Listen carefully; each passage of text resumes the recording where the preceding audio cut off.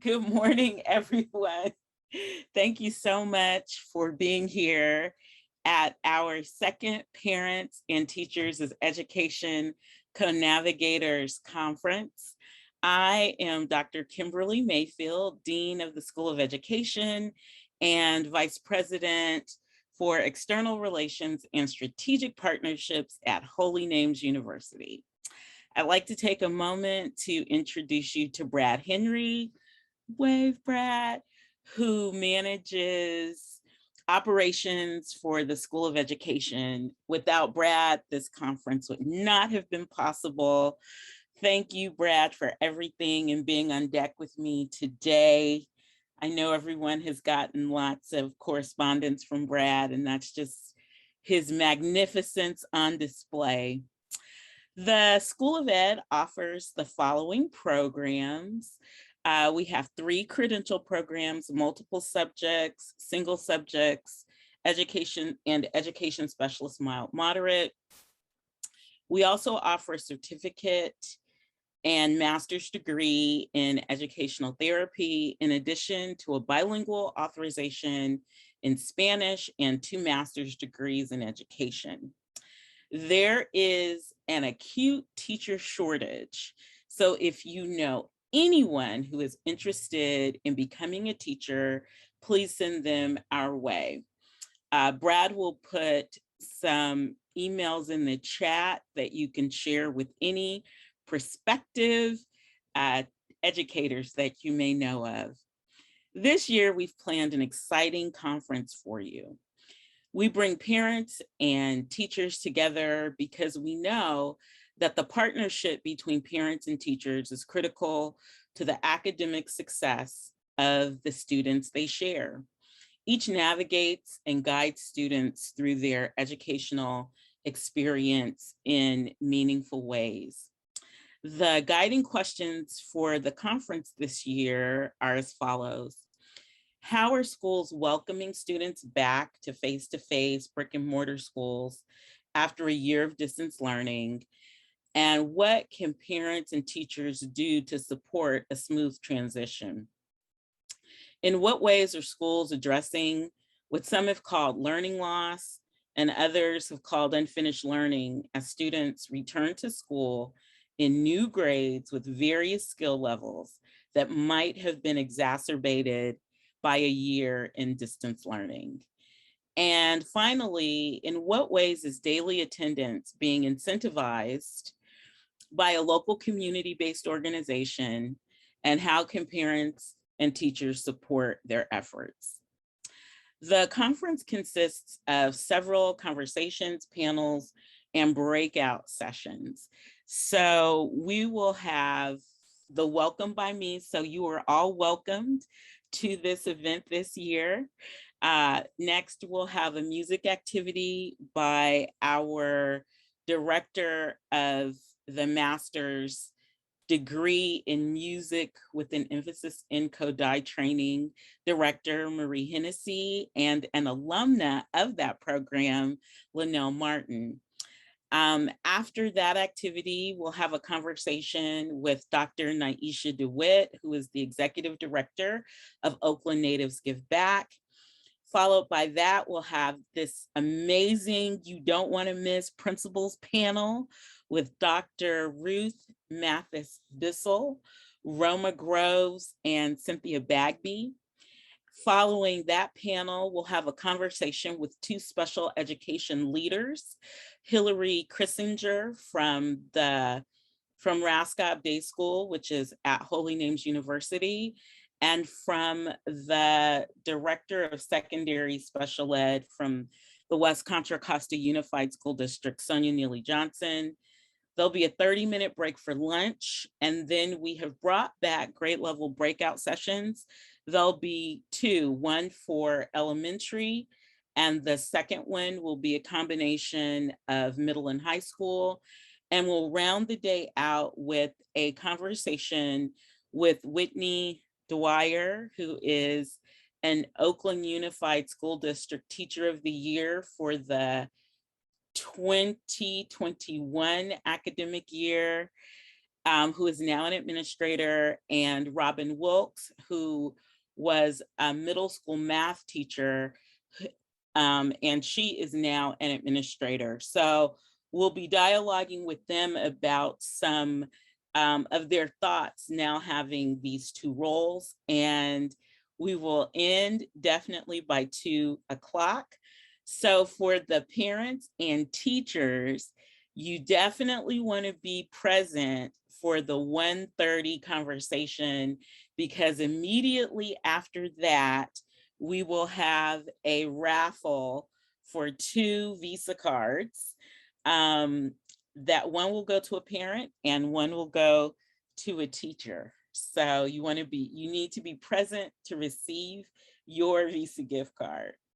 So without further ado, we are going to go into a music activity led by Marie Hennessy and Linnell Martin. Thank you, Dr. Mayfield, and welcome everyone. The way that we'll be approaching today is through the theme of love for our music sharing. It's a community approach, I think, to the challenge of learning loss. And so these activities we hope that you'll enjoy and share with your communities as well. Okay, without further ado, let's make welcome Linnell, who'll be leading the first activity. Good morning, everyone. I hope everyone's doing a wonderful on this beautiful Saturday morning. My name is Linnell Martin. I'm the Artistic Director for the Oakland Youth Chorus, and it is a pleasure to be here with you all this wonderful, hopefully warm morning. I haven't been outside, so I don't know if it's warm, cold, or what. You guys probably could tell me. So we're going to warm up. So we're going to get ready and warm up. So if you can and will, please stand and let's get it. We're all in the choir today. We're all in choir. All right, arms in the air and stretch it out just a little bit. If you didn't stretch this morning when you got out of bed, this is your opportunity to stretch to the side. I don't know which side is your side or my side, to stretch to that side. And then let's go to the other side. One more time, stretch to the other side, one side. I don't know the opposite of mine. And then to the other side. You guys look good. I think you're all in my choir. I could put you in the Oakland Youth Chorus choir. That'd be amazing. To the front. Oh, I heard something pop. That's hitting 50 years old and I'm popping. I got it. All right, into the back. Oh, I heard something else pop. I hope you guys didn't hear what I heard, and I hope it doesn't. I have to go to the hospital. Okay, scrunch up. Scrunch up on your tippy toes and then back down. And one more time, scrunch up on your tippy toes and then back down. Bring your shoulders back. Nice little massage for yourselves. And then to the front. All right. I was getting ready to go into my vocalese, but we're not going to do it. All right. Calmly have a seat. And I want you to start thinking. So we're going to break you into groups. This is the way this works. My kids love this. My middle schoolers and my high school love this game. I use it as an icebreaker, but then now it's like the end of our day of classes. This is what we do. I'm going to think of a word. I'm going to break you off. Mr. Brad is going to break you off into breakout rooms. You need to find as many songs as you can with this word in it. And be ready when we come back. You got 60 seconds to do that. And when we come back, you have to unmute yourself and sing that song. I don't give a flying fig Newton if it's in tune or out of tune. I just want to hear you sing that song.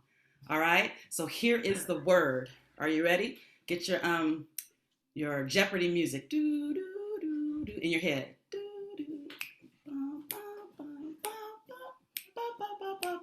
Okay, the word is ready, Brad? So that I say it, you're going to hit it. You guys ready?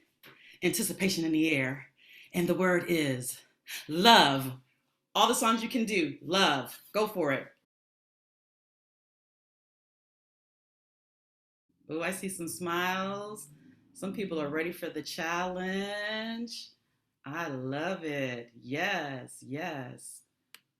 You guys are ready. Warmed up. Some people are still trying to get their last little, I got this song in my head. I know the song. Ooh. Is everybody back? All right. Who wants to go first? I'll start picking. Raise your hand if you want to go first. Music breakout room number 1. Let's see.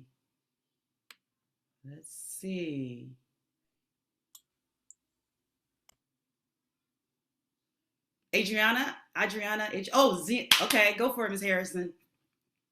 Go for it. It's Unmute the yourself. line. So Sing we your have, song. yeah. Oh, I gotta sing it. Yes. Well, we had Barney, I love you, you love me, and then we had just one. Okay. Hold on, she got a battle. So you hold on that song. We have Barney. Yeah, okay, Barney, I love you. You love me. All right, sing it, ma'am. Sing it. Okay, We're next person. A happy family with a great big hug and a kiss from me to you. Yes. But you say you love me too. All right now. I love it. Who's next? Thank you so much. Breakout room 2. Okay, breakout room 2. What you got? What's love got to do? Got to do with it. What's love got to do? Got to do with it. All right, Tina Turners. I hear Tina Turner out there. She probably like, oh, got somebody singing my song. All right, next group. Uh-oh. Is it group 3? Group 3? Did we decide on? I just did group 3. Okay, group 1 then. Group 1. Dr. Mayfield, you're in group 1. What's y'all song? All you need is love. Oh. My thing, I love how you did the Diana Ross thing. You were like. That's all I remember from, that was the first. Okay, got it. Sounds good. All right, one more. Ms. Harrison, do you want to chime in? You could be the tiebreaker. Everybody brought one. Do I want to bring another one? Yeah, you got one more? Break that tie? People come along, the love train. Ooh, love train. People all over the world. Yeah, there you go. Join hands. Yeah, there you go. Run the love train. There you go. Hey. There we go. I'll be your backup. Okay, I got your backup. All right, so you guys, that is the game that we call the riff off, or they call the riff off or sing off. If you've seen the movie Pitch Perfect, and it seems like everyone is doing this, having fun with this game. So I hope you guys can take this in your classrooms. Talking to Ms. Mari, we were like, this is a way that you can do a playlist and pull that playlist out and make, have one for your classes. They're walking in and be like, hey, that's our song. So this is some way that we can engage our people, our young people as they come back to school and be a part of the bigger thing. Ms. Mari, you have your next. I'm finished with that. So you guys take riff off with me.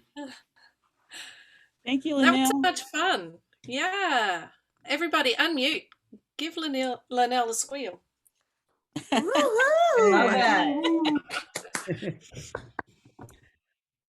So for this next section, it's just a couple of minutes. Linnell and I will share a song that local vocal activist Melanie DeMoore composed a couple of years ago, and she sings it a lot with local groups and in workshops. We'll put the song in the chat as well, but I'll just share the screen so you can see that it's a short instructional video, but we'll lead the singing right now and then you'll have the link. You gotta put one foot in front of it. You have to clap on 2 and 4. 1, 2, here we go. You gotta put one foot in front of the other and lead with love. Put one foot in front of the other and lead with love. Sing along. You gotta put one foot in front of the other and lead with love. Put one foot in front of the other and lead with love. The next part is call and response. Don't give up hope. Don't give up hope. You're not alone. You're not alone. Don't you give up. Don't you keep moving on. Keep moving on. You gotta put one foot in front of the other and lead with love. Put one foot in front of the other and lead with love. Lift up your eyes. Lift up your eyes. Don't you despair. despair. Don't you despair. Look up ahead. Look up ahead.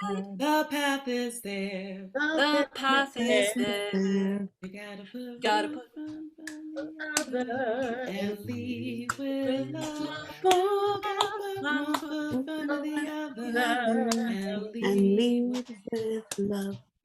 You gotta put one foot in front of the other and lead with love. Put one foot in front of the other and lead with love. So you can do call response where you can make up other verses, or the students can make up other verses, or break up a meeting. If you're all having a meeting and you need a brain break, just start singing. Thanks, everybody. We'll put a few resources in the chat as well. Linnell, your choir sang this song. Do you have the link?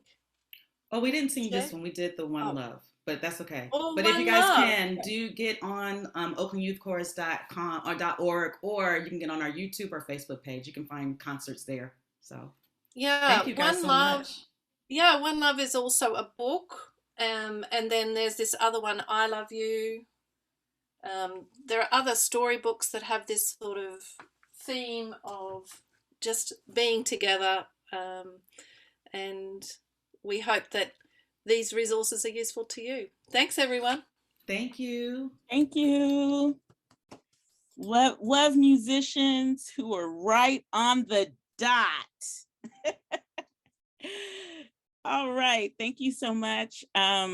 We like to call that like an experience and do, so hopefully some of the educators and parents on the call will see where they can use what we just experienced with their students. So thank you again, Marie and Linnell. So now we're at the point in our time today where we're going to have our first conversation with Dr. Naisha DeWitt, who is the Executive Director of Oakland Natives Give Back. And we're going to talk about how Oakland Natives Give Back supports daily attendance initiatives with incentives in the city of Oakland and other places that we may learn about. So, Dr. DeWitt, what is the mission of Oakland Natives Give Back? And in your answer, or before you give your answer, can you tell the participants a little bit about yourself? I didn't ask you for a bio, so whatever you'd like to share about yourself, and then tell us what the mission of Oakland Natives Give Back is. Okay, so my name's Naisha DeWitt. I am an Oakland native. I founded the organization Oakland Natives Give Back in 2008 to sort of serve as a way to connect or reconnect with my community after I'd moved away. I've co-founded it with two of my really, really dear friends who are also from Oakland. And a little bit about me and my background is I went to school in OUSD all of my life until I was in high school, which is when I sort of disconnected and I dropped out of high school in the 10th grade. And I was lost and bewildered and realized that, you know, being a dropout and a wayward teenager was not the life I wanted to live. So I reconnected, took my GED, went off to Grambling, transferred to Cal when I was a junior, graduated from Cal with a degree in sociology, and got my master's degree from USF in teaching because I wanted to prevent students like me from slipping through the cracks and getting lost in the trenches where I found myself. And also, I guess a year after I finished my master's program, I enrolled in a doctoral program at USF where I earned my doctoral degree in organization leadership. So during that process, while I was in my doc program, my mom passed away, and I really wanted to fill the hole that was in my heart, and serving Oakland was the way I did it. And so we started Oakland Natives Give Back with one major event. It was a back to school rally. And so the rest is history, I guess you would say. But the mission of Oakland Natives Give Back has evolved a bit, and it went from just giving back to realizing that we are essentially a 21st century philanthropic hub, and our mission is to address the most pressing ills of the day by funding, creating, incubating, innovating programs, experiences, and partnerships that empower the next generation of high achieving young people locally and globally. So that's essentially our mission. Can you tell us who your other co-founders are? Yeah, one of them, her name is Didi Abdur Rahim. She lives in New York now. And the other one is Tamika Raymond, and she lives in Los Angeles. So that's who they are. Great. So you and I have worked together on some of the initiatives that Oakland Natives Give Back has accomplished, initially with an eye on reducing chronic absenteeism. And so from that work, chronic absenteeism is a problem in many urban school districts like Oakland. I think we've identified that about 10% of Oakland youngsters have chronic absenteeism. Can you tell us what that is and why it's important? Tell us what the chronic absenteeism is. Oh, chronic absenteeism is when students miss more than 10% of the school year. So for OUSD, for example, that would be about 18 days or more, because we go to school for, we have 180 days of school. So that's what chronic absenteeism is. And truancy is when your child, for any reason, misses more than 3 days of school. Thank you. I think it's important to really spell that out, because I know that sometimes in families, missing a day here or there doesn't really seem like it has that big of an impact. But the research done by Michael Godfield shows that when students miss, especially in kindergarten, it creates these foundational gaps, and it makes it really hard for students to catch up. And so they have difficulty becoming proficient in math and reading because of those early absences. And also that there's sort of a culture that gets created in classrooms when students are absent. It almost creates a ripple effect where other students feel like it's okay for them to be absent. And we know that in urban districts like Oakland, every cent counts.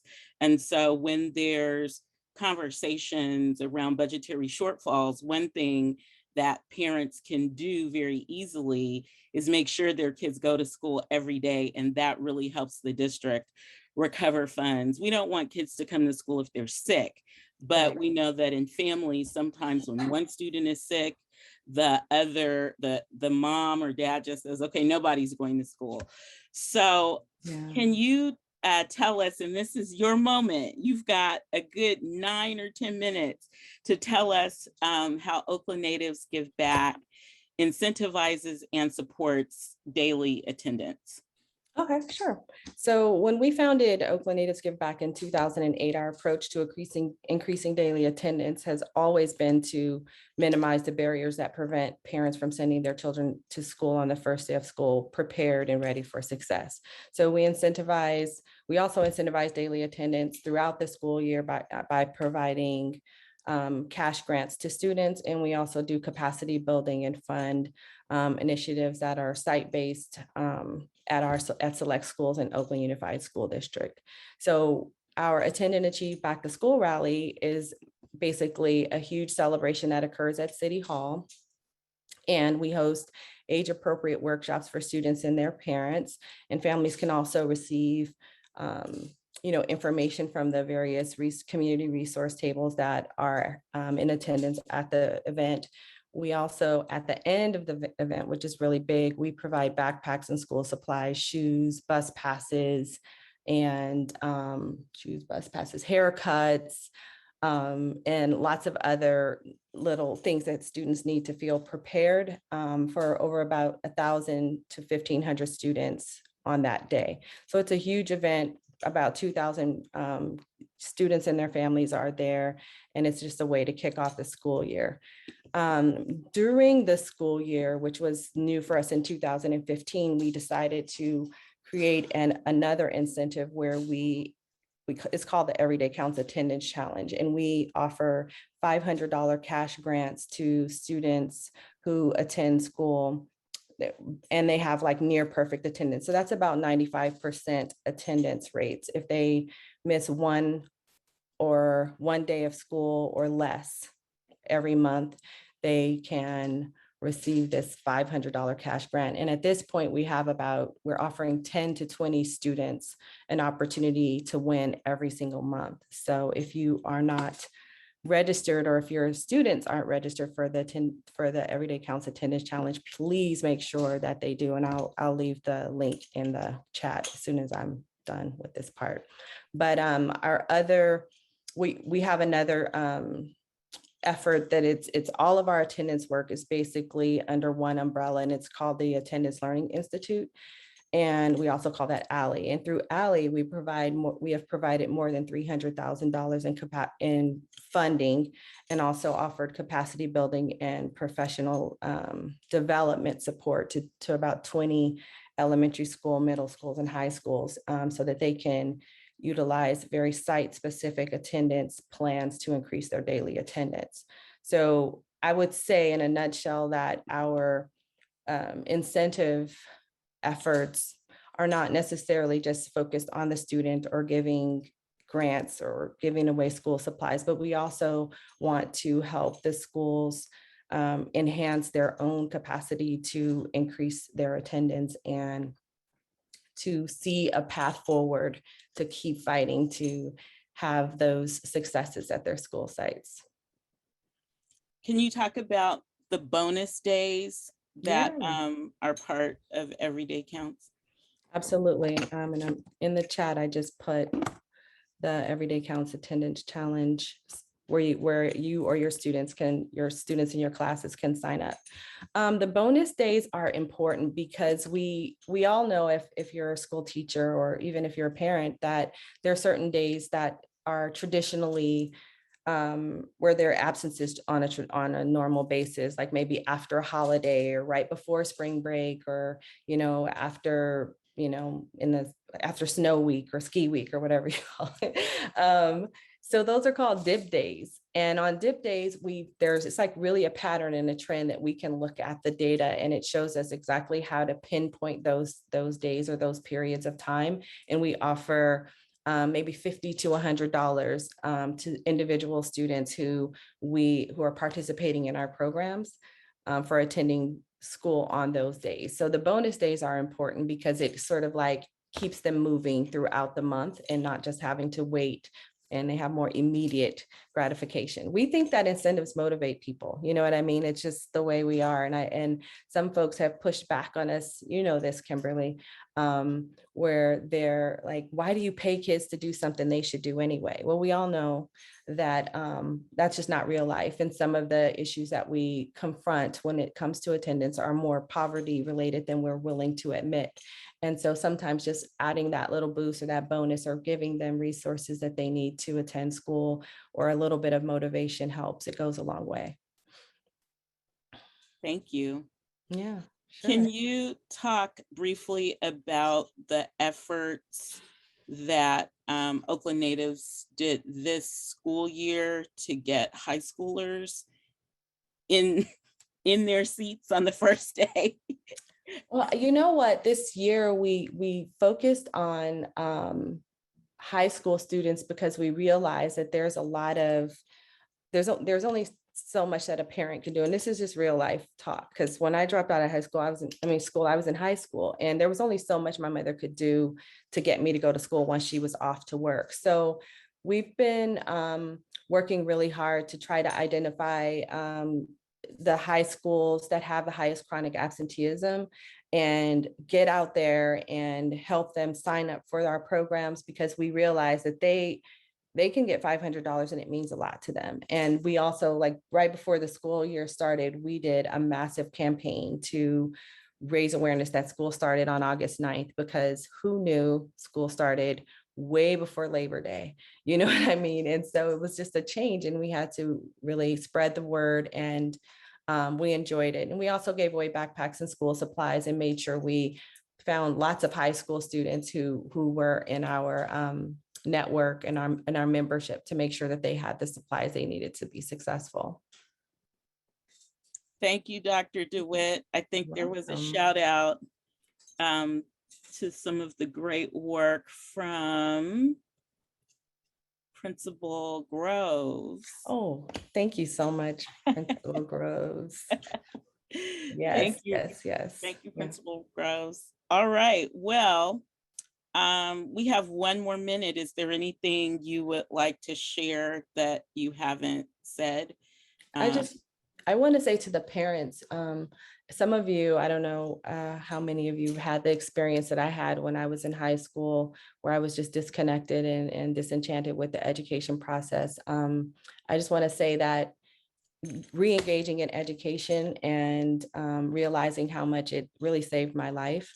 I want to encourage you to invest in your children and make sure that they graduate. If you had a similar outcome to the one that I had, watching my children graduate from high school and go to college is my greatest reward, and that's my pride. Although this work I love, the work that I did inside my house to make sure that my kids did things that, or accomplished things that I did not accomplish, was priceless. So just motivate yourself, push your children, and make sure that they cross the line. And teachers, there are students like me in your classroom who just need a push. They need to be connected with in an authentic way. So make sure you do that so that they can overcome the odds and become successful, and maybe give back to their community in the way that I'm doing, or the way that me and my co-founders are doing, because we all dropped out of high school. It's not funny, but it's a true story.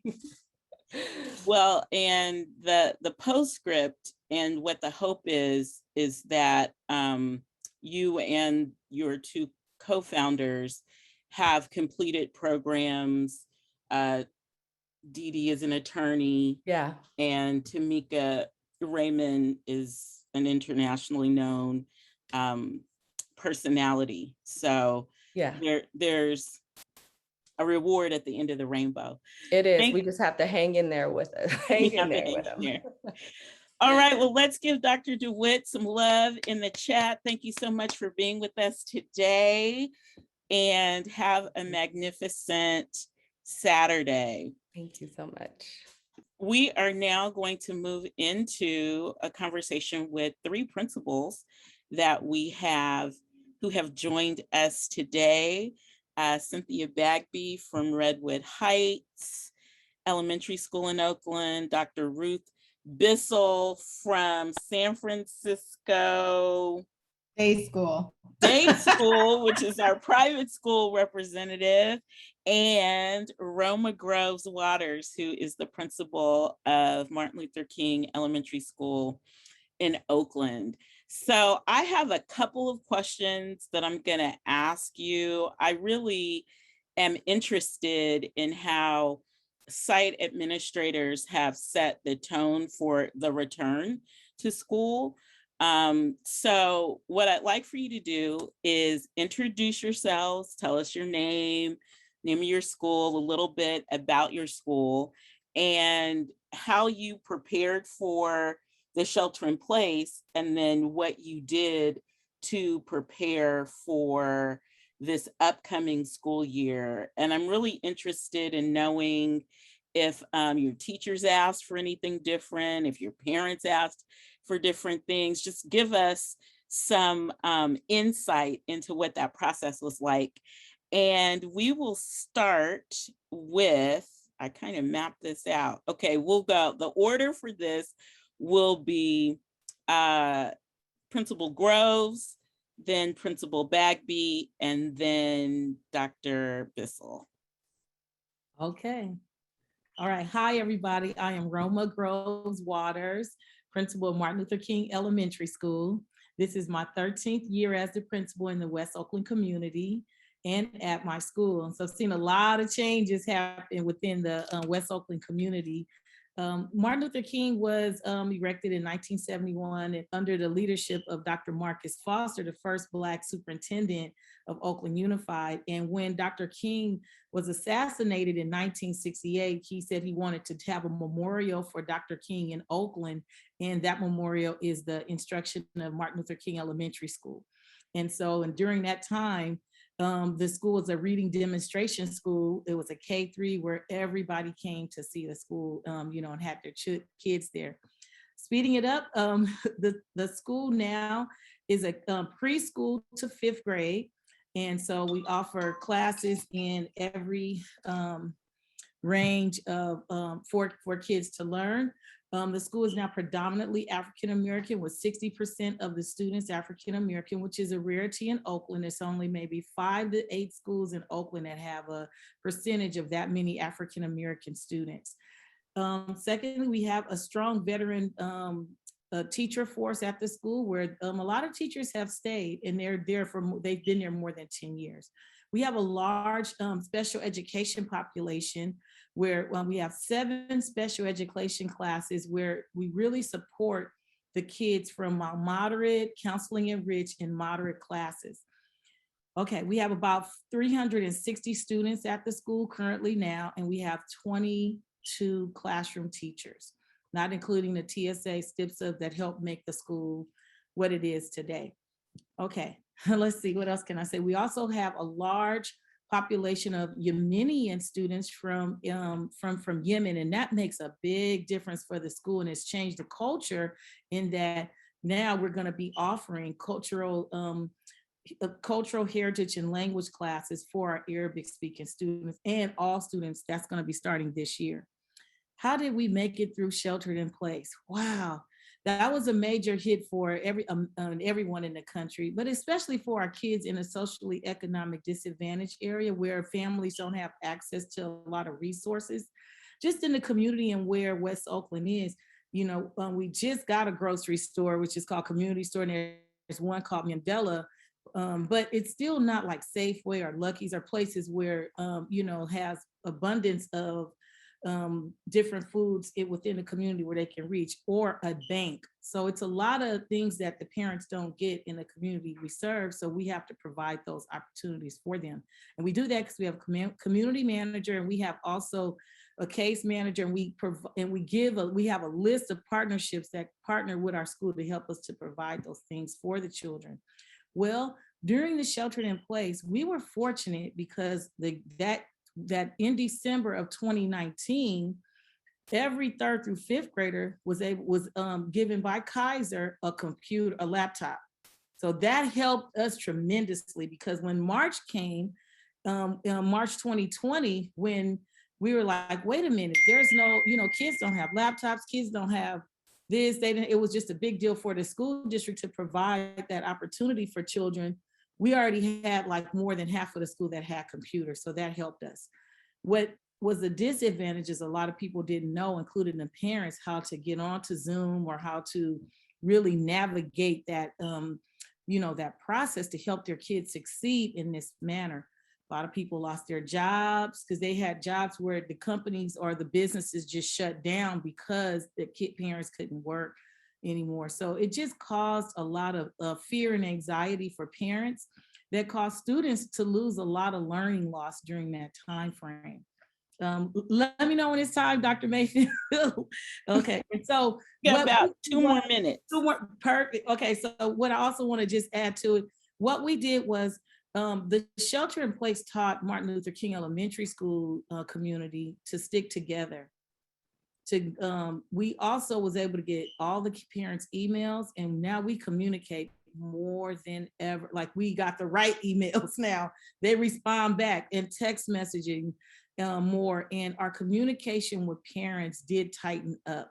We also were able to now offer computer online classes for kids now. That's something we never would have even thought about before. So now kids can do all of their homework now online. So we learned a lot as a staff during the pandemic, stick close to the parents, email the parents now, things that we just took for granted we now are offering, things that other schools may have. We just took in a little bit more to support our families with.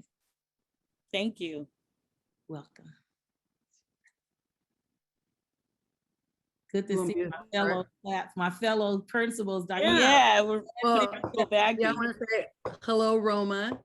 So I wanted to say thank you to Brad Henry. He's a father at my school, and I just want to say thank you for the invitation to participate today. I'm a fifth generation Oakland native, proud graduate of HBCU school, Spelman College. And I want to say now I'm a very proud administrator of OUSD, proud to be an Oakland native, and very proud to be a principal of Redwood Heights, and especially proud of to be representing the students there. We call them the little Sammy squirrels, and so love them. I want to say they are the joy of why we do the work we do. And so just tell you some about our school. So our school is probably amongst the top 3 or 5 schools that are very diverse at our school. There are a lot of diversity. We have, just to tell you some of the numbers, we have like about 13% African-American, Asian 10%, Latino 17%, and then we have a mixed ethnicities with about 16%, and then 30 or so percent of white students.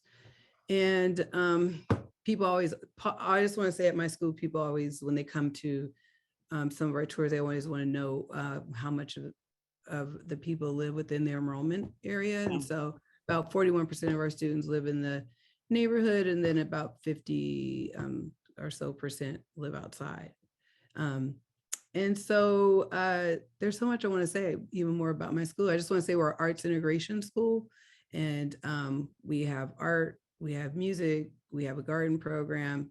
And I just think we really strive to make sure that we are always attending to the whole child. We have a great social emotional learning program as well. So there's a lot I could say about all that.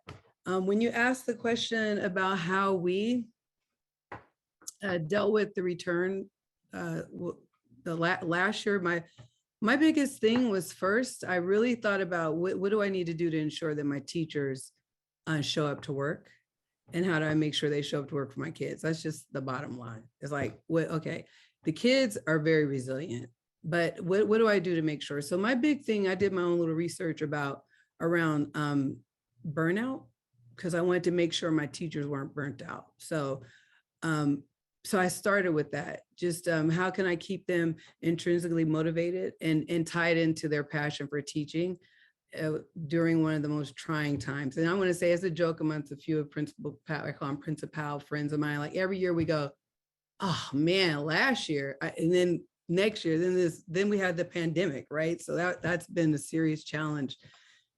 So my teachers, my big thing was just making sure I had grace, like they trust each other, that we collaborated. I wanted to find out from them immediately, like, what is it that you need to show up every day? What do you need? Because without you, we can't teach the children. And so the big thing was just, they wanted to make sure they were safe. So our school, I want to say to this date, this year, we are zero. We have not had one COVID case yet. We have a very strong lead. I always want to say her name, but it's Jennifer Wilson, works strongly with me. We share the same integrity around ensuring that we follow all the protocols, et cetera. And the big reason for that is to make sure there's no interruption in education and the education of the students, make sure the teachers are showing up, and keep the parents at work. So that's huge during this time. Also too, I guess I want to say that our school, the lift for going online wasn't that heavy for us, because we were actually a blended learning school. We won a grant about 6 years ago.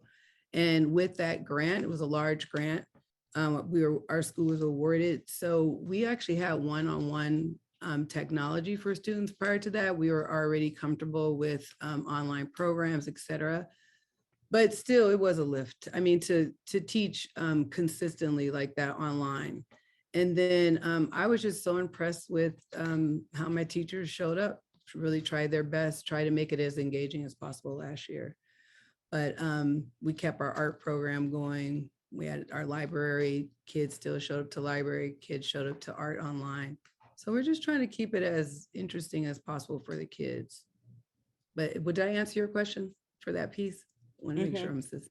Yes. Yeah. Mm-hmm.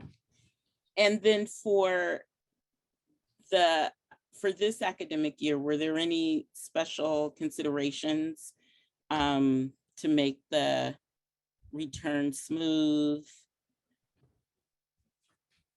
and keep parents at work? For me or Roma first? Me? Yeah. Okay, so for me, you know, when you're in this position, you have to think about the bottom line, and you have to carry it with a lot of you have to be courageous. So it's not always going to be popular, but when we first started, I made sure that I was keeping up with all the science as well as what the county was doing. So I didn't want one person, for me, what sits on my heart, I don't want one person to get sick, and I have to say it, to die because I was negligent. So and I know how important it is for kids to be in school. So we made a big, at the beginning of the year, you know, when they're first saying masks were just for outside, you could take them off. Well, we made a decision that masks would be on inside and out before the county made it so. And then also we made a big decision to ensure that we had we just had only the only activities that we had were the only necessary activities.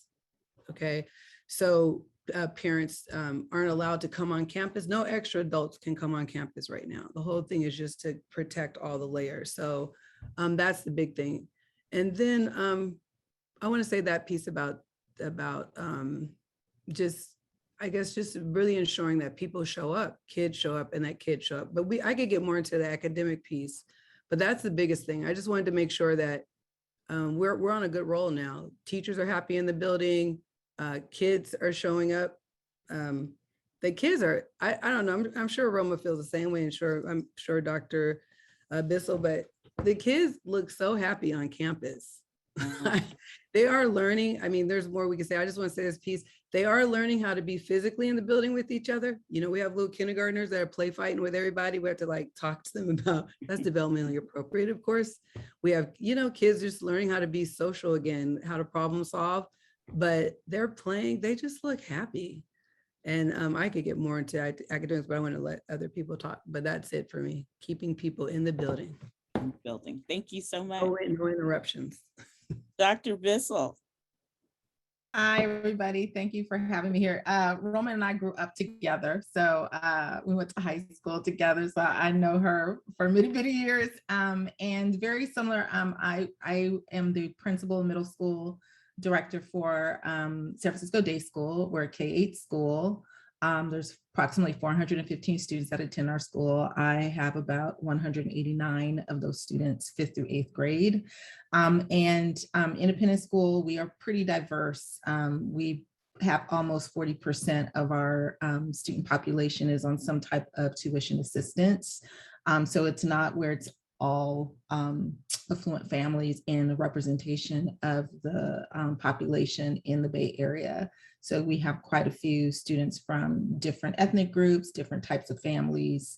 And then of course, we also our faculty, we want that to reflect in our faculty as well. A little bit different than our public schools is that, first of all, we follow San Francisco County. And so San Francisco, our beloved mayor, London Breed, was not playing. So she locked us down, held us down, had really strict guidelines, which helped. But we returned in person back in November of 2020, which was very, very hard. We did do online learning. We called it connected learning. We are in one-to-one iPad program school. And so for our youngest learners, our Kers, they had to go home with iPads. And we thought, and I don't know if everybody remembers, we assumed, oh, we'll be closed for a couple weeks. Then we'll come back. And next thing we know, no, that was not happening. So we did have the financial means to be able to send kids home. And similar to what Ms. Bagby was describing, we had already had blended learning in different elements of our program. My background is anthropology. So for me, I was approaching it very similar to my counterparts here in terms of taking care of all the children, taking care of the families, taking care of the faculty, but also understanding we were having what you call disruptive innovation. So we were being forced to take these leaps when cognitively or emotionally we may not have been ready for that. And being in the building with no, at this time, there was no vaccination. So really being clear about what was happening with our faculty. We had to hire more staff and we had to keep the kids pretty much, if you can imagine, what do you describe it as, in-house suspension? It kind of looked like that, where they were segregated and sequestered into particular groups, sectioned off. 12 kids, no more than 12 kids in a classroom with one adult. And so they were very limited in what they could do, move around, and mask, hand sanitizing, like it was very, very hard. And we did that. Fast forward to now, we are still utilizing our technology. We have opened up school. We actually, I was able to have an outdoor education program where we got space outside and take kids, our older students, off campus once a week to go and do outdoor learning. And the goal really was hikes, nature, movement, journaling, counsel, like emotional, taking care of their well-being, so that they could continue to show up and be, you know, some semblance of joy at school. Fast forward to now, we are back in our building. We are still using outdoor space. We are wearing masks all the time. So outdoors, indoors, we decided as a community that that's what we needed to do. And our kids are happy. And we are finding that they are, while they are cognitively relatively okay, we're noticing like they emotionally are a little bit, like we're seeing how that play fighting or the you know, wanting to be close to one another, like they're renorming, they're learning how to be with one another again as children. And so we're seeing that and having to remind them. And then they're I mean, the goal really is they're happy. And then we were also concerned about what kind of learning loss, because we knew if children weren't engaged and couldn't really focus. So we, you know, we still do testing, we still look at what was happening and try to focus on what we could do in terms of, we do a lot of inquiry-based, project-based learning. So what could we do to keep them engaged and do these deep projects? But we, you know, didn't do grades for a while. We didn't do, like, we just wanted the students to just be able to come to school and be taken care of and supported and nurtured. And so a lot of that was, let's focus on the process, the progress, and goal setting for our young people. And then, you know, because we are an independent school, we are tuition based, and families want to make sure their students are ready to go to the next leap, right? Particularly with 8th graders. We wanted to still be like bringing our families along, providing counseling and support for them, having psychologists talk to our families about what was happening, in addition to what are services that we could provide. I will say one of the bright things we were able to do for our faculty was we were able to offer for those faculty an additional, call it like a health allowance for if you wanted to go get counseling, if you wanted to go to therapeutic support, because we have to be aware we're all being impacted. We're still in multiple pandemics now. And we wanted to make sure that we were taking care of everybody as to the best way we could. Thank you. Dr. Bissell, you started sort of talking about the idea of learning loss or unfinished learning and some of the maybe strategies or practices your school put in place. What are you all thinking about that? Like, I'm wondering, I've heard that there were some students who really excelled in remote learning who hadn't excelled on campuses.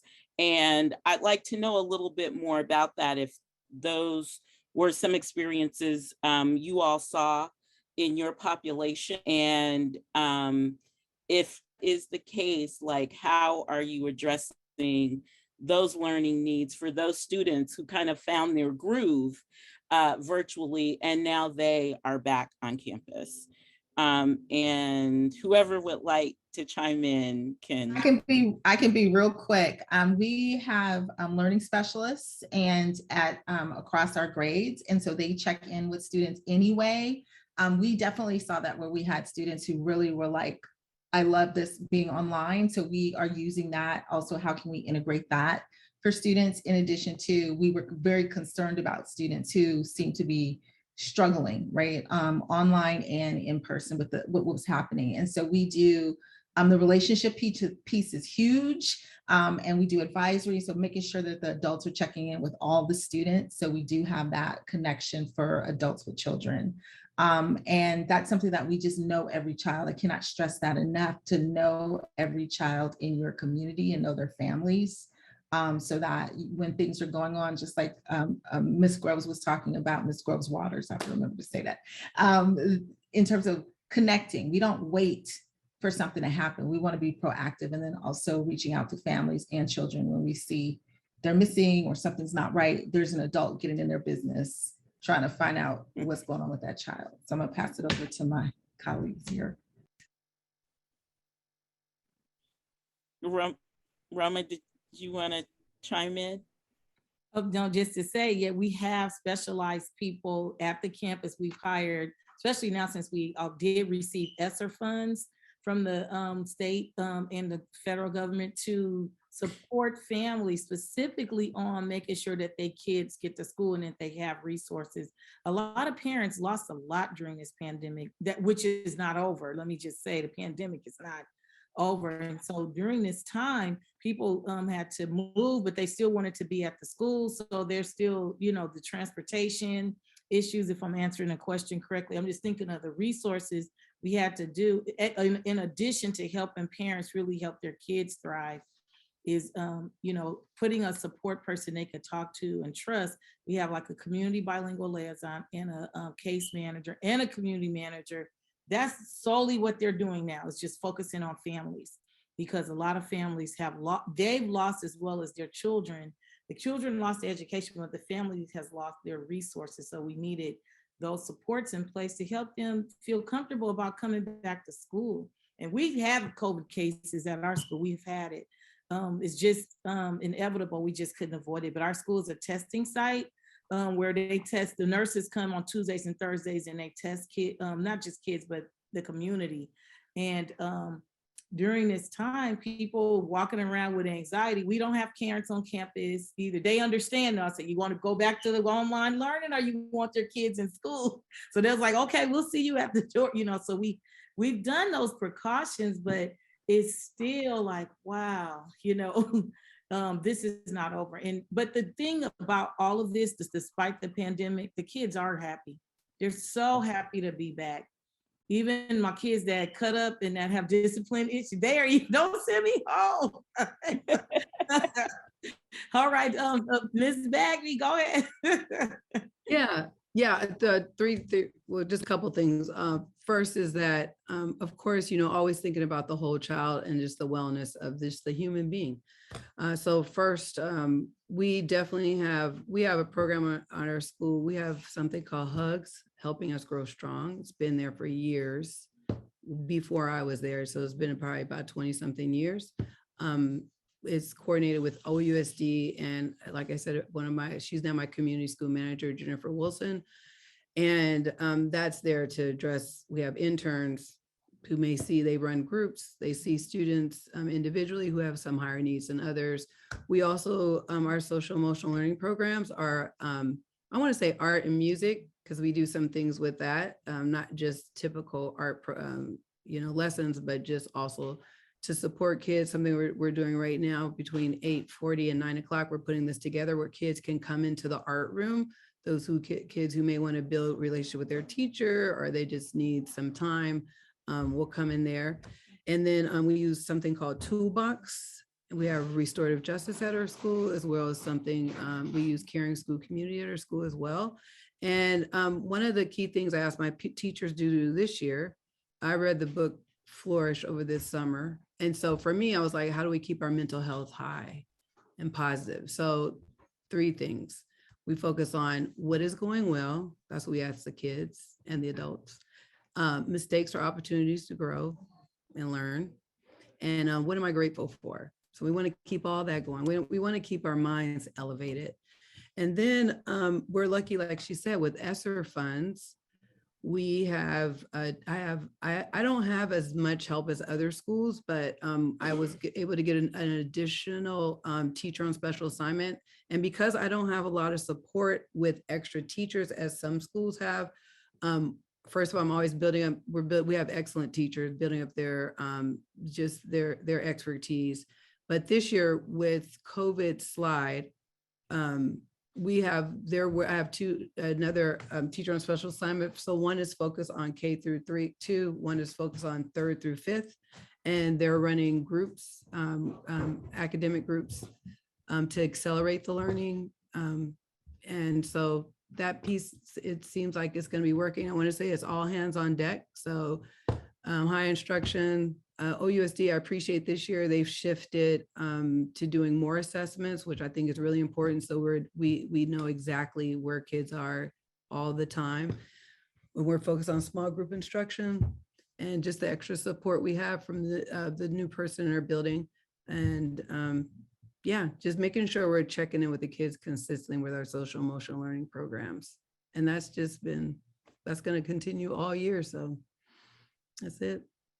Great. There is one final question, and it has come from one of our participants. And the question is attendance at MLK and Redwood Heights back to what it was pre-pandemic?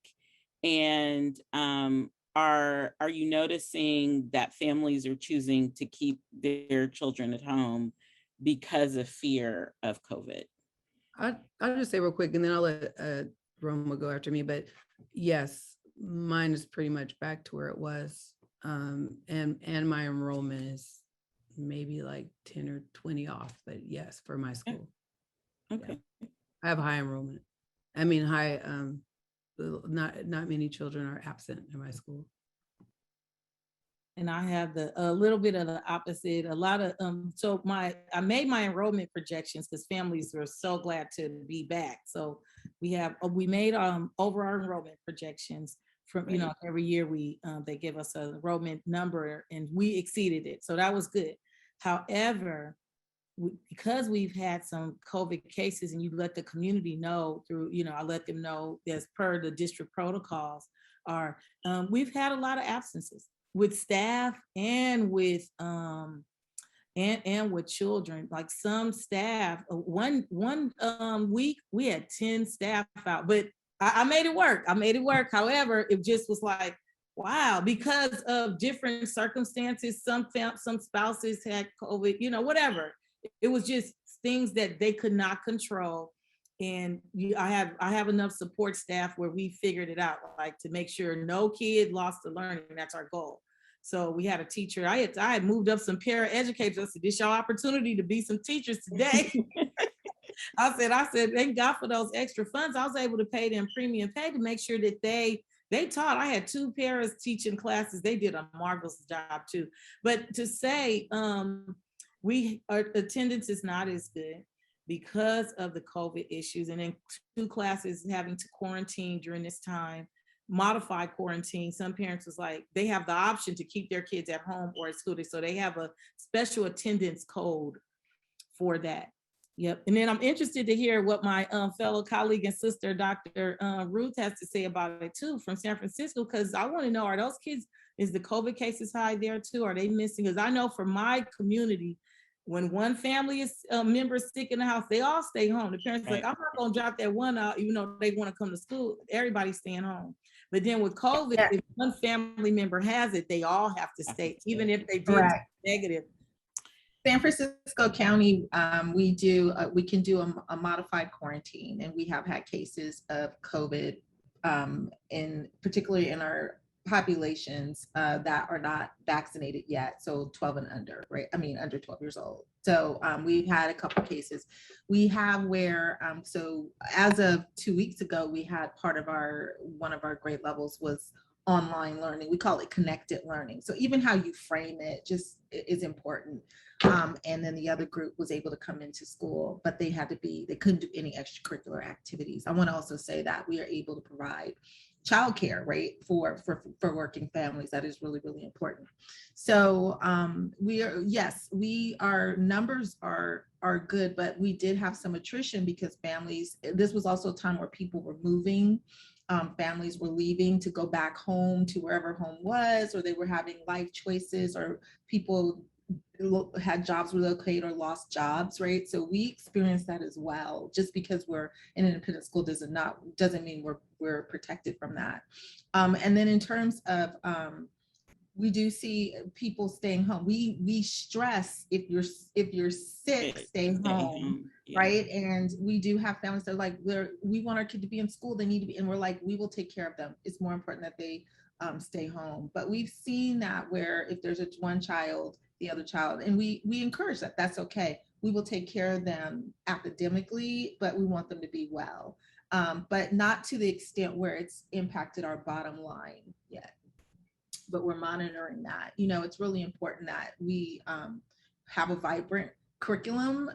We're taking care of everybody. We're taking care of faculty. I cannot stress enough how the teacher shortage is impacting. I don't care what kind of school you have, we're feeling it, right? And so it's really important to have highly qualified folks with our kids who love children. And so, we're trying to also make sure we're protecting all the human beings. I was in the classroom teaching. I know you were. Like we were, everybody was doing all hands on deck. What they needed to do. All right. Dr. Mayfield, Dr. Mayfield, can I say one thing? One thing, quickly. Hey, just quickly, I wanted to say, I have two teachers who got their credential from Holy Name. So Miss Boston and Mr. Hamburger, and I can't let that go. So I want to say thank you because I have awesome staff. So thank you for the work you guys are doing there. Yeah, you're very welcome. And shout out to Makita Daniels. Yep. Yeah, and Margie Lee. Very good, very good. Well, this principals panel was so good. We could go on and on. So I think we will ask you to come back for something. Let's give our principals some love in the chat. Thank you for the frank, honest conversation about what's really happening in schools and what you're doing to preserve the learning environment and to take care of our students, our teachers, and their families. So thank you again for being here. We are going to now hear from some special education leaders, Ruth Chrissinger and Sonia Neely Johnson. This conversation is going to be 20 minutes. So you're going to give us, we're going to go a little bit into your lunch break, but I think it'll be fine. So thank you, Hillary and Sonia, for being here.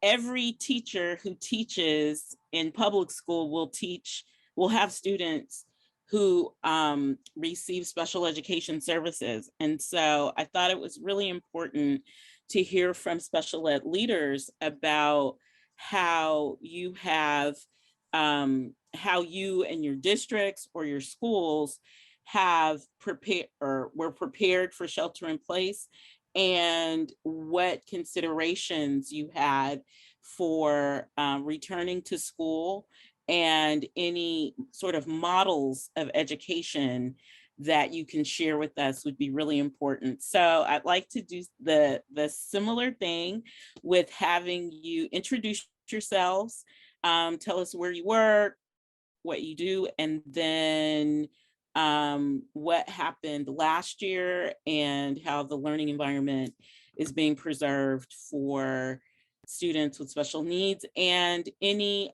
thoughts you have around the idea of learning loss or learning for this population.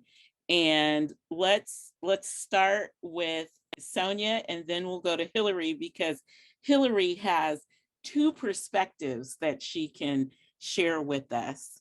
So we'll go to you first, Ms. Neely Johnson. So yes, good afternoon, everyone. My name is Sonia Neely Johnson, and I am the Special Ed Director for Secondary at West Contra Costa Unified School District. We serve about 26,000 students. We're a single SELPA, so that means we pretty much have every program. We serve students with specific learning disabilities, so we call that RSP. They get resourced. If they're in elementary, they may be in a learning center, or if they're in middle school, they have a tutorial, middle and high school. And then we also serve transition. And then we have an adult ed program for our students who need a little bit more time to get that diploma. And so we're pretty broad. Right now, I'll say, kind of starting out, you kind of took me back, right? We were all shocked, right? And so I think we were kind of in that shock mode, and we went into that sort of safety mode, making sure that students had what they needed so that when we did create our plan, we were able to engage them in some way. From the special ed perspective, I would say that our students that had specific learning disabilities, although it was challenging for some of them, they still were able to engage. Our students with more mod severe, they were able to engage if parents were able to help them engage. And I'm a parent, I should always say that, I'm a parent of a child with special needs.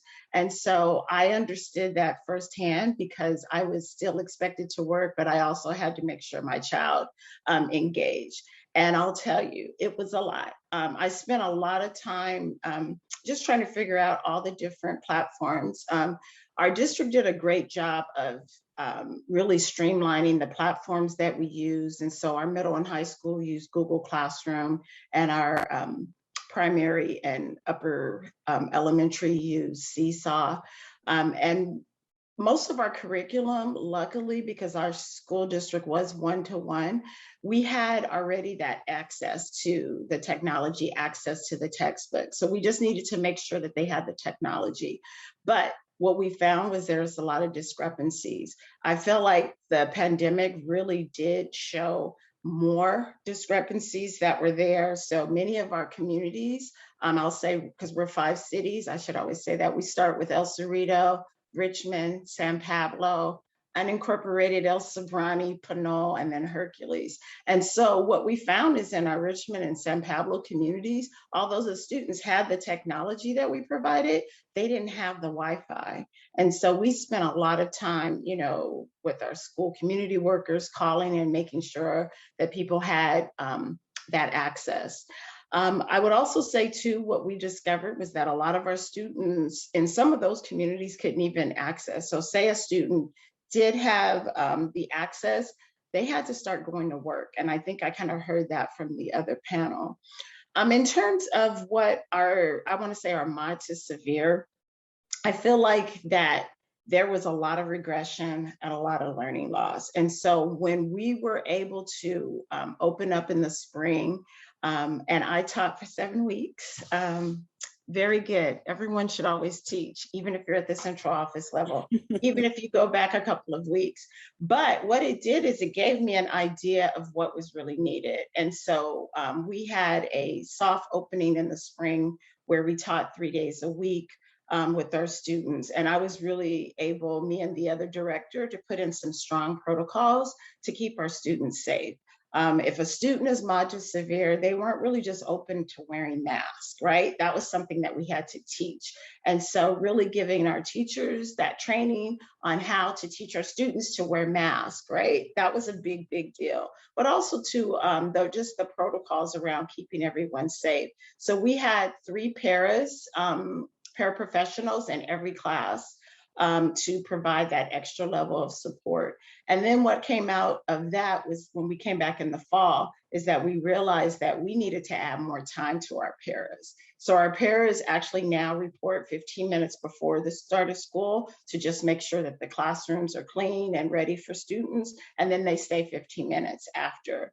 And so that was, like I said, a key learning. I think I heard Ms. Grosswaters talk about the importance of our classified staff, our paras. And sometimes I think they kind of get left out of the mix, but to be honest, in special ed, we could not do the work without them. You have that classroom teacher that is the expert, but you also need that support staff to make sure that everyone accesses what we provide.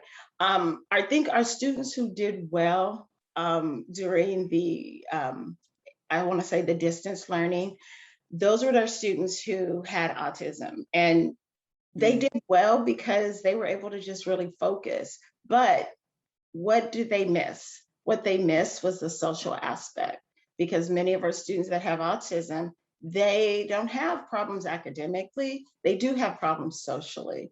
And so really having that balance. I'm just trying to kind of hit all of the points that you talked about. And, 18 months was a long time to kind of discuss. I would say what I continue to learn is that we have to continue to listen to our teachers, our classified staff, and more importantly, our parents. I spent a lot of time just in these last 2 months talking to many parents that were hesitant to come back.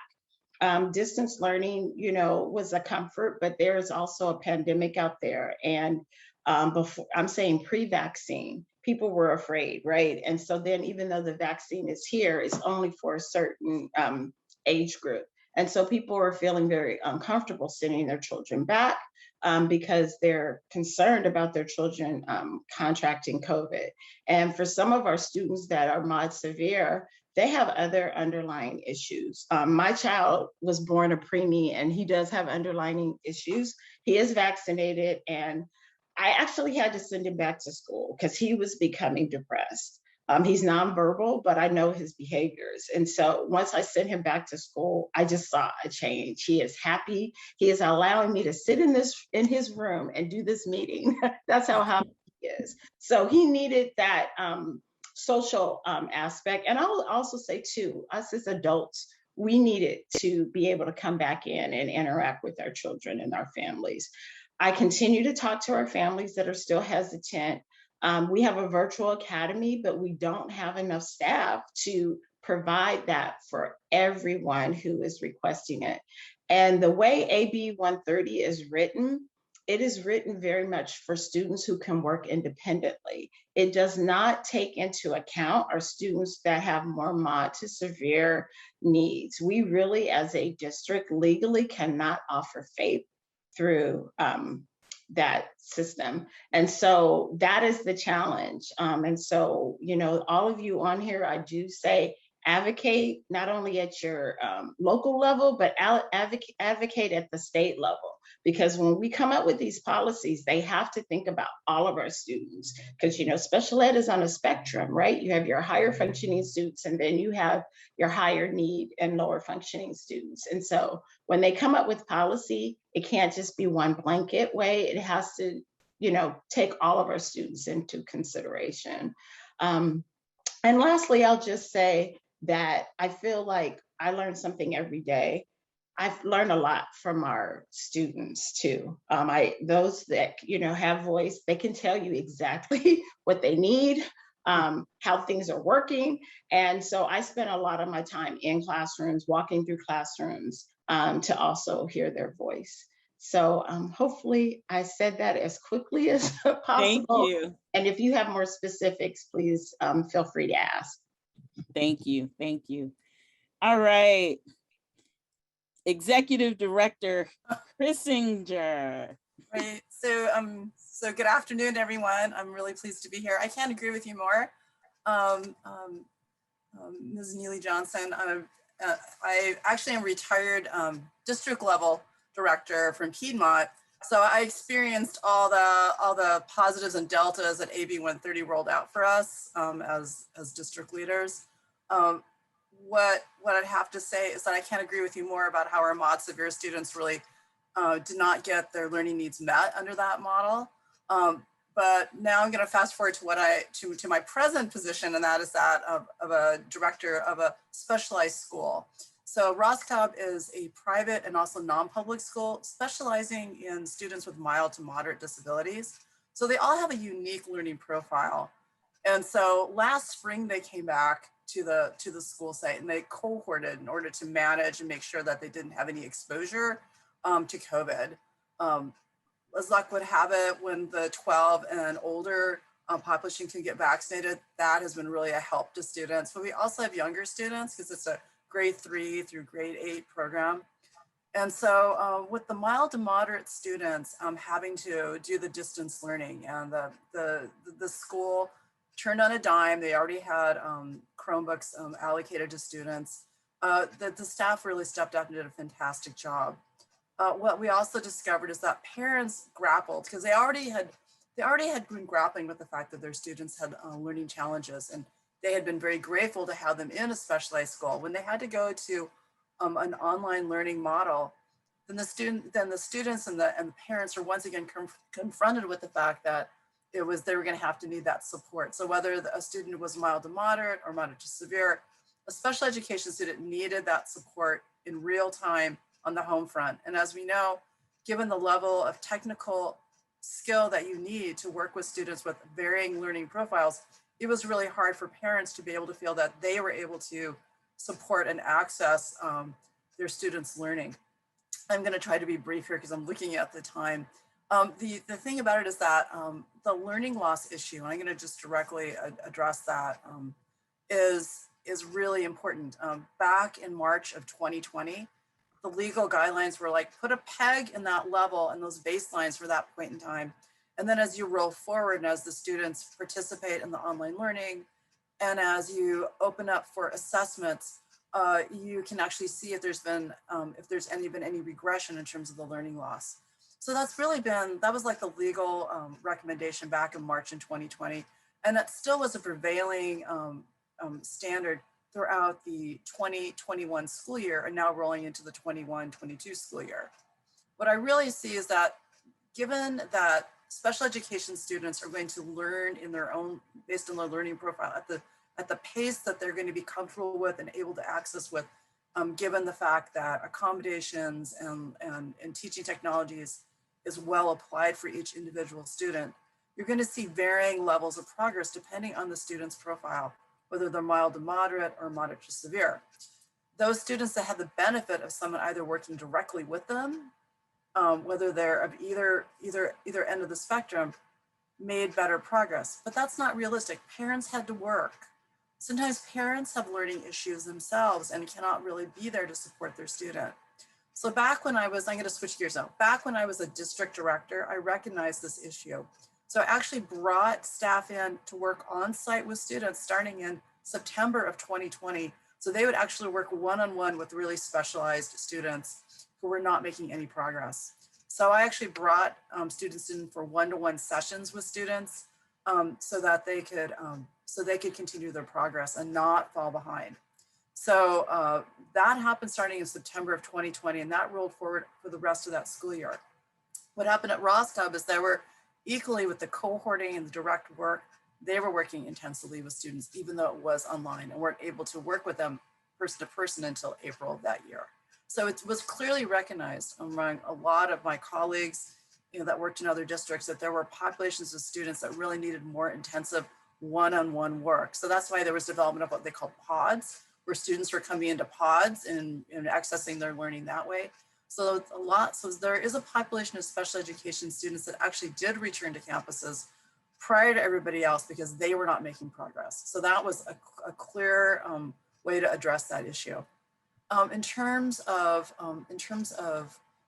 looking forward to this school year, one of the issues was really about how clean are you going to make sure that those environments that our students are rolling in, and now that they can actually access learning and instruction that is supportive to their learning profile, how are we going to make sure that our students don't come to campus and get sick? So at Roscoe specifically, and at other schools as well, private and public alike, there is weekly to to twice a week testing that's happening.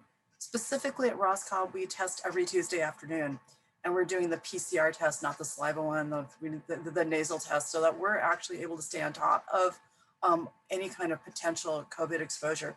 Knock on wood, we've been super lucky. We were super lucky last year with no COVID cases. We did the testing then as well. We did baseline testing before school started rolling in to make sure everything was clean and healthy rolling forward. And so far, we haven't had any cases of students or staff having COVID. So we've been super lucky, but we've been very, very consistent about making this testing available and really staying top of our PPE, our making sure windows are open. We all have air purifiers throughout the school and really staying on top of those pieces. We also have an outdoor learning environments for the students, so they aren't dependent on being inside all the time. The only kind of challenge we've had with our outdoor learning environments we've had access to has been the AQI standards, because when the air gets really smoky from the wildfires, we have to go inside and we can't have the windows open. So then we had to entertain, do we need to go back to online if the air quality is such as that we can't maintain our clean protocols? The other thing we did is we went down 10 students to allow us to have enough room for like social distancing. And HNU was very generous and supportive, and they allowed us access to another building so we could have 2 classrooms down there so we could expand out. So with all those items in place, we were able to continue in-person learning and continue supporting your students with our Tier 3 program. And then also we have access to Tier 4 services through educational therapy. And there's been an increased demand because of this perceived academic learning loss for students. I also want to add, and I think all the panelists have touched base on this, as the social emotional aspect that being not in school has really had a profound effect on students and on staff. So, we have to keep that morale up with our staff, make sure that they have the resources that they need to do their job. And that's true for private and for public schools as well. But the other piece about this is that what I've observed is that students actually, in a way, need to be retrained to come back on a campus. Like, these are school rules, and you can't just sit in front of your computer over here. You have to go into that classroom and follow the guidelines that are inside that classroom. And because we all have to realize that learning is a social process. So this isolation, which may be comfortable for certain learning profiles like students on the spectrum, we also realize that when you look at their IEPs or look at their goals, there are social and pragmatic goals that we need to work on. And this is where the heavy lifting happens. Cannot do that in isolation. So I know that other people have hit upon it, but I think to me, yes, there's been some academic loss, but I also are looking at students who have lost that social maturity that they would get if they would have been in brick and mortar environments, that social piece. And I'm noticing that really is probably the most perceptible issue that I think that everyone's grappling with. When I talk to other people and other schools and also among my staff at Roscoe, it's like, what is the social piece that we're addressing right now? Where are the students at? We provide at Roscoe, we have social skills groups that are part of our program. We have educational therapies that are part of our program. We also have very tailored instruction.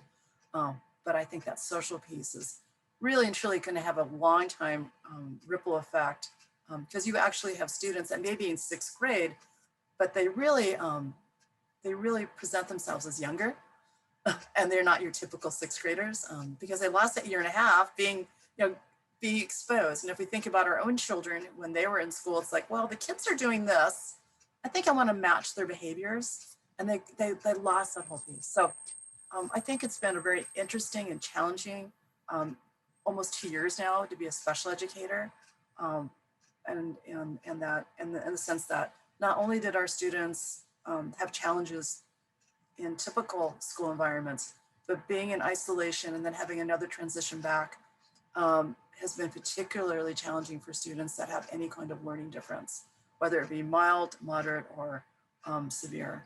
And that we will be seeing the effects of the isolation and the lack of availability for students who needed a really technical approach, how their learning curve is going to be going forward. So it'll be interesting that the data and the outcomes that we're going to be gathering over the next few years as a result of this period of time. And then the other piece of it is I think we're still in transition. I don't see it really ending soon.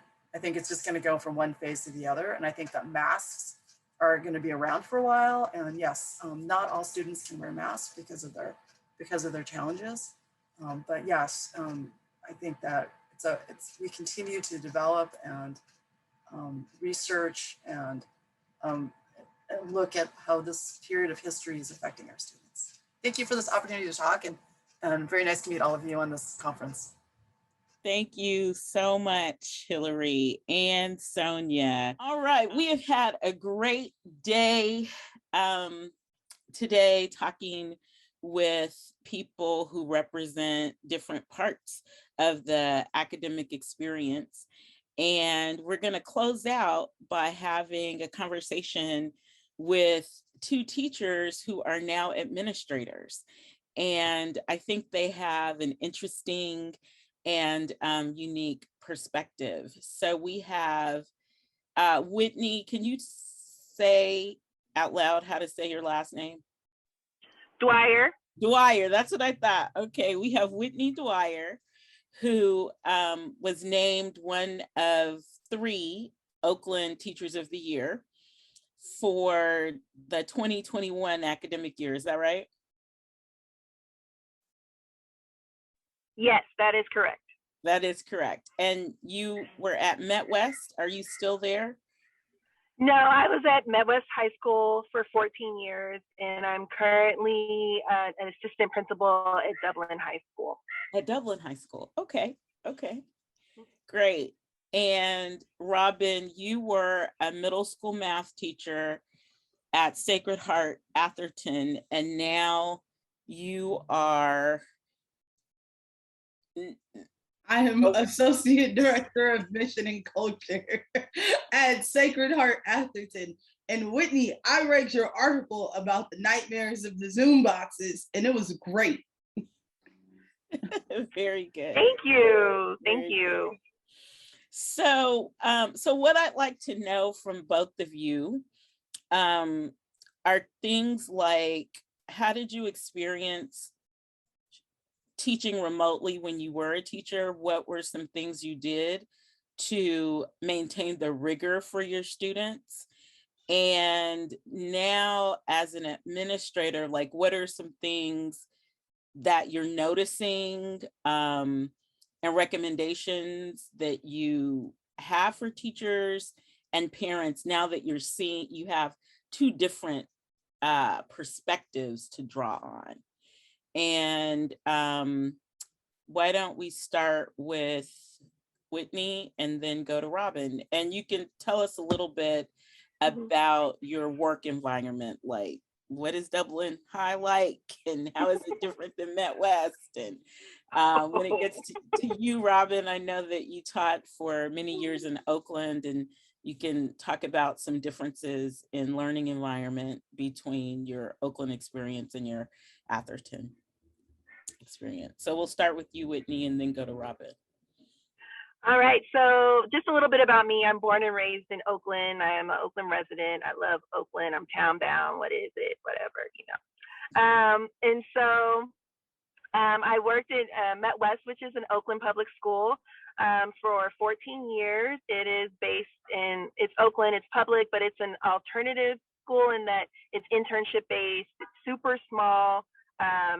When I was there, we only had 200 students. So super small, internship based, social justice oriented. Now I work at Dublin High, which is a suburban high school, 3,400 students, and very traditional, extremely, like, think stereotypical school you see on TV. That's where I work. However, it is 65% Asian. So it's a different demographic that you would usually think of when you think of a suburban high school. I wouldn't say it's diverse, but there's a lot of different cultures and languages represented at that school. So that's just to give you context of where I'm working and where I'm coming from. When I was a teacher last year, teaching over Zoom, I was a 10th grade humanities teacher. I also taught chemistry, which was interesting. So and a lot of the focus of last year was social emotional first, right? know the students first, make sure they're taken care of first, which was something that is something we do at Met West anyway. And so it wasn't difficult, but I did give students a lot more grace, a lot more time, and a lot more one-on-one attention to get their work done.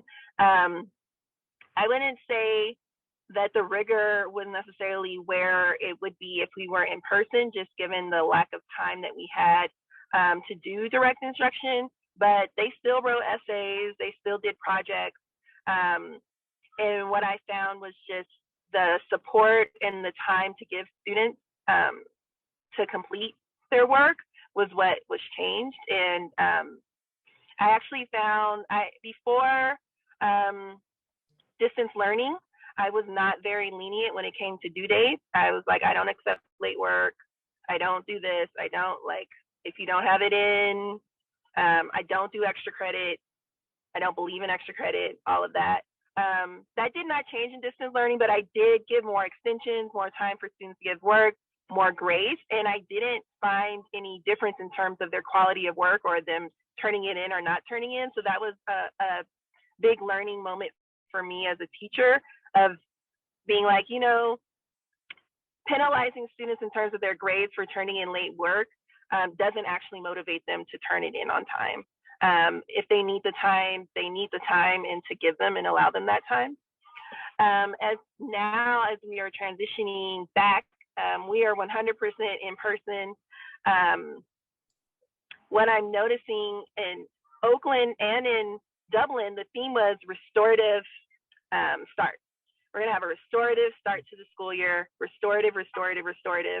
And there's a lot of think pieces and a lot of talking and reflecting on doing things differently and taking the lessons that we learned during distance learning and using them.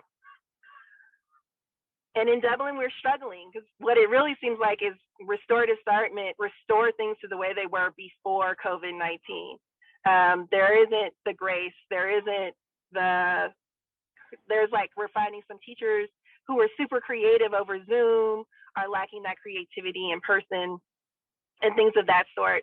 And there's also teacher burnout. So of course they're not feeling as energized to do those things because they were teaching to black boxes for a year and working at home and dealing with all of the things. And let's not forget, there's a considerable amount of loss.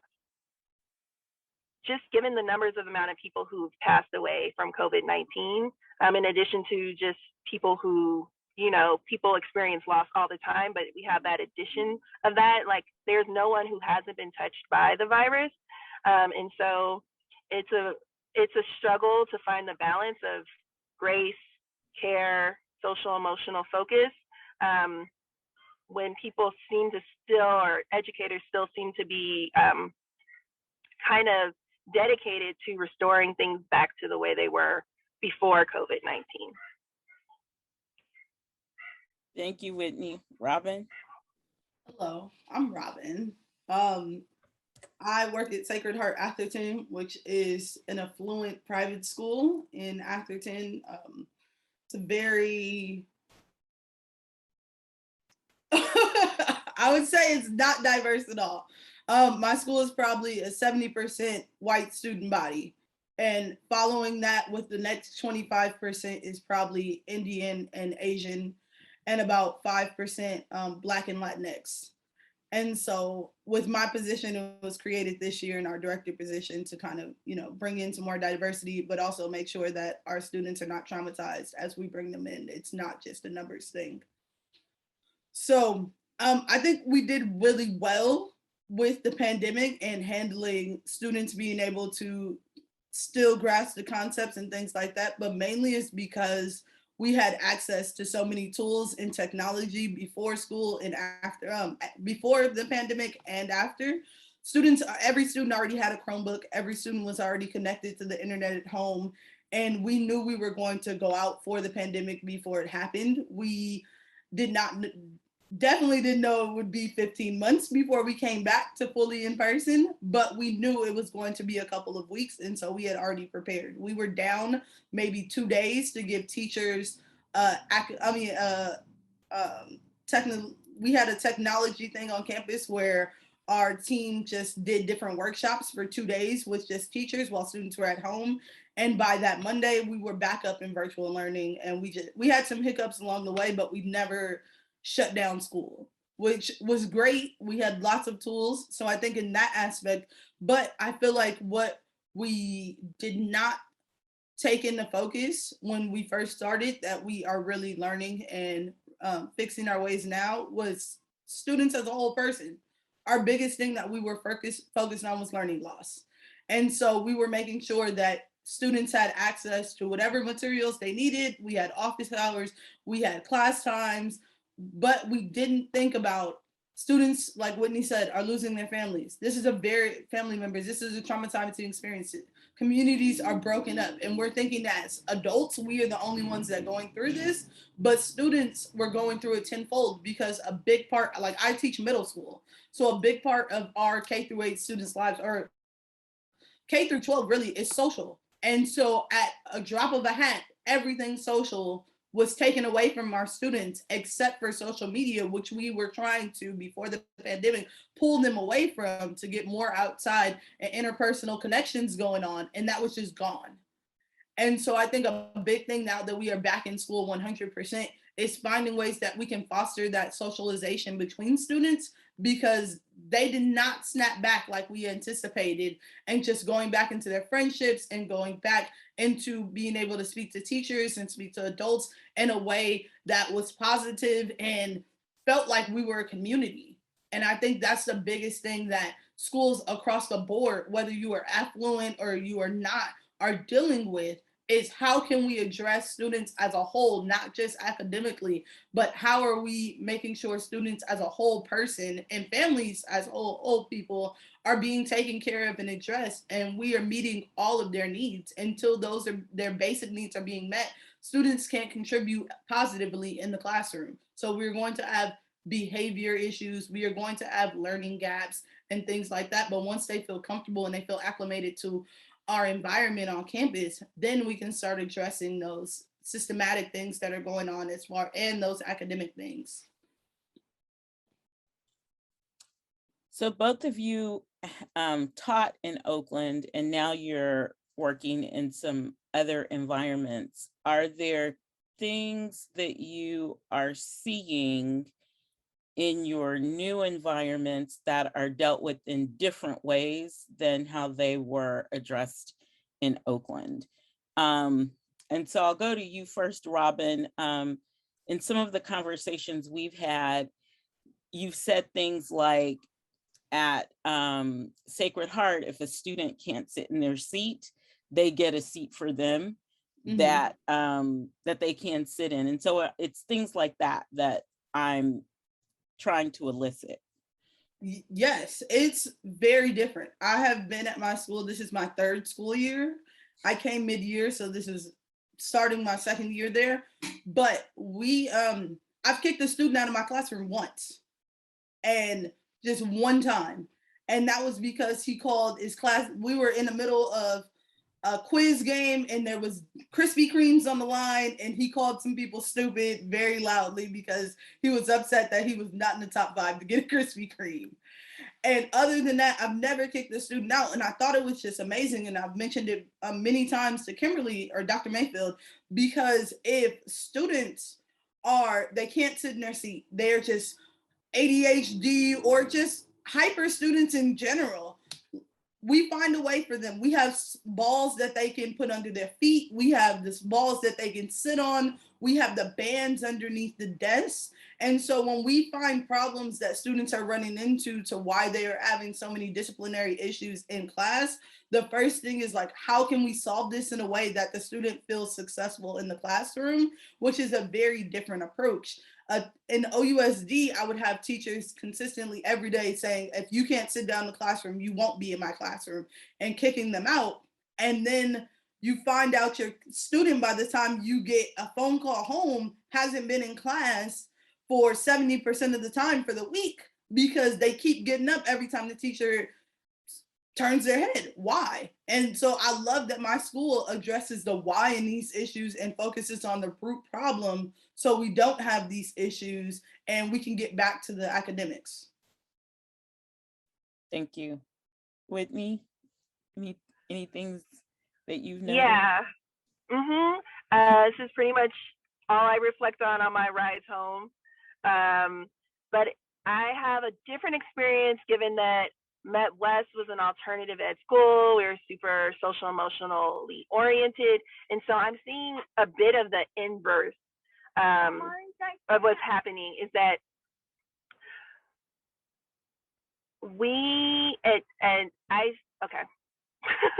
I'm finding that when we talk about particularly Black boys, which we know nationally are overrepresented in special ed classrooms, right? Same thing that I experienced at Met West is the same thing I'm experiencing in Dublin. And so that's disheartening.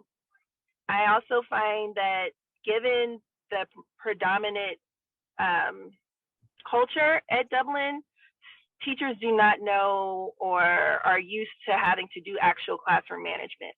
And so those students are constantly getting kicked out for things that I'm like, they just did that? Oh, like that happened every day in my class. And we just was like, don't do that. And we kept it moving. And eventually the behavior shifted. But the big difference is that in Oakland, some of the same issues we were having, we're like always strategizing, trying to figure out how to do it. But then there is always like, there's no money for that. While in Dublin, I'm like, well, in an ideal world, we would do this. We would get mentors. We would get this system in. We would do this. And they're like, Whitney, you can do that. Like, this is an ideal world. And so I'm finding more resources are available to make change. However, just the approach to classroom management is different and a challenge, if that makes sense. Thank you both. My next question is, how did you decide to leave the classroom? How did you each decide to leave the classroom, and what impact do you see yourself having on education from the positions you're in? And whoever wants to take it first is who we'll go with. I can start. It was a hard, much prayed on decision, as Dr. Mayfield knows, to leave the classroom for me. I love teaching math. It's my passion. It's what I do. I'm super comfortable talking about it. But I think the biggest thing that I had a big challenge leaving Oakland and going to an affluent private school and feeling like I wasn't going to be serving my community, even though I still live in Oakland, I just commute. And so I think the position that I'm in, I am a case manager for our students that are on scholarship, that are students of color, making sure that their teachers are serving them in the best appropriate practices, making homework clubs for them, finding tutors for them, and things like that. So me going into my admin work is exclusively serving our students of color on campus. And I think that's why it was so easy for me to finally make that decision and change, because I can make more of a positive aspect in these students rather than just be my 30 students that I had when I was teaching a math classroom. Now I'm serving different things in the school. I create assemblies for our P through 8. I make advisory activities. We just did advisory and assembly on privilege for the whole school. And speaking to my vice principal, that was not something that we had talked about before in a manner that we were all together. And so I think with my being out of the classroom, it helps me serve a bigger population of our students and our families and just moving our school forward so we can have a better, sense of diversity at our school and it not just be 70% white and the students who of color who are there, do not feel comfortable and accepted on campus. I definitely am in a similar position as Robin, of just feeling the need and wanting to make a larger impact and finding that I am in the position I'm in now, I am able to. But also when I was a teacher leader for a lot of years. So Met West was 18 years old when I left, and I was there for 14 years. So I built the school in a lot of ways and put in a lot of structures and did a lot of work there. And it was getting to the point where it was unfair to my students. I felt the amount of leadership and that I was taking on and the amount of time I was dedicating to it. And I found myself getting just as excited planning professional development as I was planning classes. And so I felt like it was time for me to shift and be able to, I was coaching teachers, I was leading whole school assemblies, I was planning professional development, I put together our return to in-person plan. And so I was doing all that while also teaching. And I did not feel like that was fair to my students. Thank you both. Thank you both for being here. I thought that you would both have some interesting perspectives, but also be sort of models for our students to know that there are many careers in education. My mother was an elementary primary teacher for her whole career because that's what she wanted to do. That's where she felt her greatest efficacy. And that is the journey for some people. But there are also people who leave the classroom like I did. I was a special ed teacher for many years, and then I went into the academy. So I think it's really important for our students and parents to see education as a career that includes the classroom, but is also bigger than the classroom. And we know that all students need African-American teachers and African-American leaders, Latinx teachers and Latinx leaders. So wherever you go, you are needed and are serving a great purpose. So we're really proud of both of you. Whitney didn't graduate from Holy Names, that's all right, but she was a participant in the Teach Tomorrow in Oakland program. And we like to highlight the graduates who've come through that program to show that community members make a difference and community members in the classroom make a huge difference for our students. So when I saw your acknowledgement on Facebook, I was really excited. I was like, I know Whitney, I'm not sure from where, but I know her. And so as many of you know, Teach Tomorrow in Oakland was a government-funded program that recruited and trained Oakland residents and near Oakland residents for careers in education in Oakland. And Robin was part of the teacher apprenticeship program, which was also a government-funded program. So Sonia Neely Johnson, who was on earlier, talked about advocacy at the state level. And advocacy at the federal level provides funding for programs like the ones that Robin and Whitney were supported by when they decided to become teachers. So your voice is very important at all levels of government, because as I said earlier, we are in an acute teacher shortage and we need people who can be committed to children to enter the profession. And Shalonda is on, and you were TTO. And so anybody else who is TTO or TAP, you can just acknowledge yourself so that we know that the people who've gone through those programs are still in the classroom or still in education doing great work.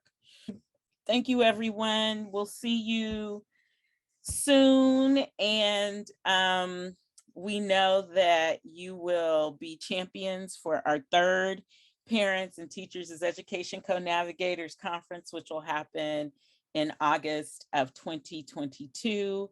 We have your contact information and we'll keep you abreast of other activities that are happening in the School of Education and at Holy Names University. Have a great day and thank you so much for attending.